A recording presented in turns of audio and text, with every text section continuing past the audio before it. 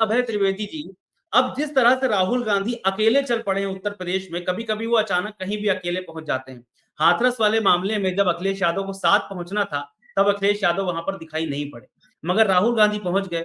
तो ऐसा लगता है कि जिन मौकों पर दूसरी पार्टियों को भी साथ आना चाहिए, राहुल गांधी अगवानी कर लेते हैं और मौका मार जाते हैं। इसी तरीके से उन्होंने हाथरस में किया।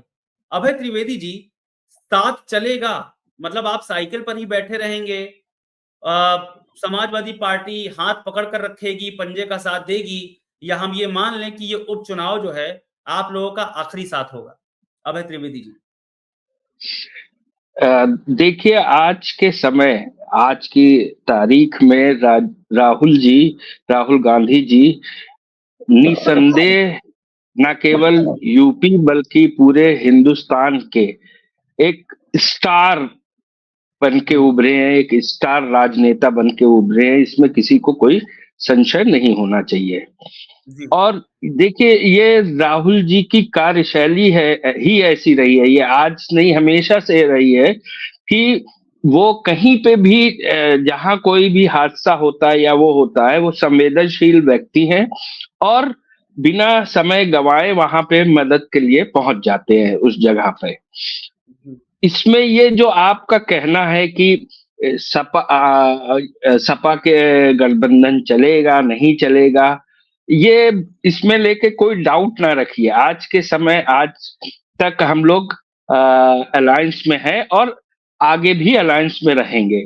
लेकिन ये एक बात कहना चाहूंगा कि राहुल जी और किसी से तुलना ना करिए कि अखिलेश जी को होना चाहिए था या वो। देखिए, इतने बड़े लीडर्स हैं दोनों लोग कि सबके अलग अलग कार्यक्रम होते हैं और हो सकता हो अखिलेश जी कहीं और व्यस्त रहे हों, लेकिन हमारा अलायंस चलेगा। और एक सवाल कर लेता हूं आपसे कि आप ये मानते हैं या नहीं मानते हैं कि उत्तर प्रदेश में समाजवादी पार्टी की जो इतनी बड़ी जीत हुई है, उसमें राहुल गांधी की जो भारत जोड़ो यात्रा है, या राहुल गांधी और प्रियंका गांधी की जो सक्रियता दिखाई पड़ रही थी, उसका बहुत बड़ा हाथ है।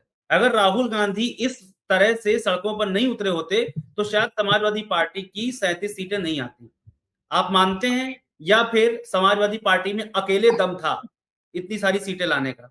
अभय जी। नहीं नहीं, देखिए, ये पूरे हिंदुस्तान में देखिए कांग्रेस का ग्राफ बढ़ा है तो राहुल जी की वजह से बढ़ा है। जो वोटिंग परसेंटेज कांग्रेस के फेवर में आया है, तो सड़क में राहुल जी उतरे हैं, उन्होंने दो यात्राएं हुए। जी, मैं सपा की बात कर रहा हूँ, मैं सपा की बात कर रहा हूँ। नहीं, मैं आ रहा हूँ। तो देखिए, नेता को जब तक नेता असली नेता वही होता है जो सड़कों पे उतरता है। ड्राइंग रूम पे बैठकर राजनीति करने से वो कभी सफल नहीं हो सकता है एक नेता।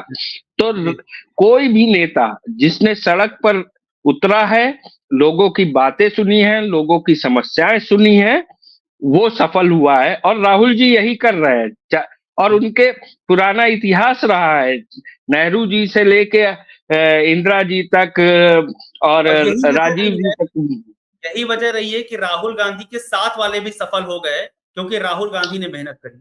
अभय जी। नहीं, दोनों ने मेहनत की है। देखिए, हमारा अलायंस है और दोनों ने मेहनत की है।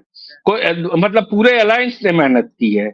ये कहना कि उन्होंने नहीं मेहनत की, उनको बैठे बैठे खाने को मिल गया सपा को, ऐसा नहीं है, या कांग्रेस को बैठे बैठे खाने को मिल गया, ऐसा नहीं है। सपा समाजवादी पार्टी के हमारे साथियों ने और कांग्रेस के कार्यकर्ताओं ने मिलकर मेहनत की है और इसलिए इसी कारण हम ये भाजपा जैसी पार्टी को हराने में कामयाब रहे। एक तरह से यूपी में इतनी ज्यादा सीटें पाने में है कि कांग्रेस ने भी मेहनत करी, इस वजह से जीते हैं। और आपकी बातों से हम इतना तो समझ सकते हैं कि अगर समाजवादी पार्टी अकेले भी लड़ती तो 37 सीटें ले आती।